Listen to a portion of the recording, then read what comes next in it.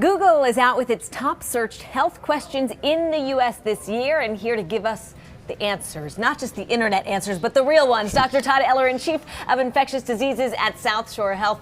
Always great to have you. Happy almost New Year. Great to be with you, Erica. Happy New Year to you. All right, so I guess strep was going around because one of the most Googled questions was how long is strep throat contagious, followed by how contagious is strep throat. I think it's pretty contagious. It's pretty contagious. Yeah. So in households, if you have a child with strep, for example, about 25% of household contacts will get an additional case of strep, but most of the time it's just a single case.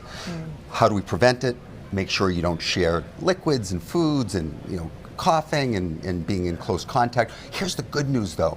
After 24 hours of being on penicillin or amoxicillin, you're no longer contagious. That's why we get the kids back to school quickly. Also, adults are less contagious, right? Because we don't get infected as much. Probably getting repeated bouts over a lifetime develops some immunity. And we don't put our hands in our mouths and wipe them around. And Most of us. We hope. Right. Okay, another top search, how to lower cholesterol. Yeah. So I think what's really important is that eating a balanced, healthy diet and exercise really helps reduce cholesterol, but it also reduces other things, not only heart attacks and strokes, but also cancer and diabetes and even dementia, things that can't just be in a single pill, okay?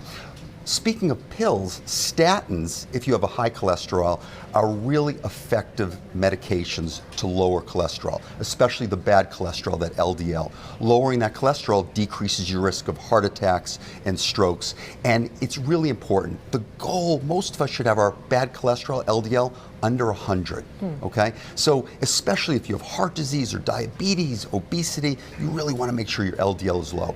If you've had a heart attack before, cardiologists really want your LDL to be even lower, potentially under 60. So it's really important. My friend, Dr. Plutsky, is one of the spokespersons for the AHA, American Heart Association, and he says that it's really important to get your cholesterol low. Okay, Yeah. and finally, they were Googling how to prevent bloating. That was a big one. I wonder if gut health, people seem to be more aware of gut health these days. So I'm kind of, thinking maybe that's why. Gut health is important, and bloating is really uncomfortable. Remember, one of the key things is, why do you have the bloating? If you're lactose intolerant, taking Lactaid can help. If you have irritable bowel syndrome, treat the irritable bowel. But some key takeaways to reducing bloating would be things like drinking lots of water, not necessarily chewing gum, taking in air, things like that. So, and even exercising can decrease bloating. But I think if it's chronic, you want to kind of figure out what it's from.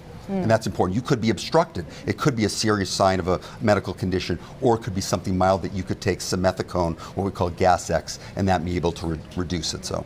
Okay, always here with the best advice. Thank you, Dr. Ellerin. And I want to thank you and Ed, Maria, Jessica for always being so professional with your medical questions. I'm really impressed with all of you. Thank you. Happy New Year. Thank you, Dr. T. You too. Happy New Year.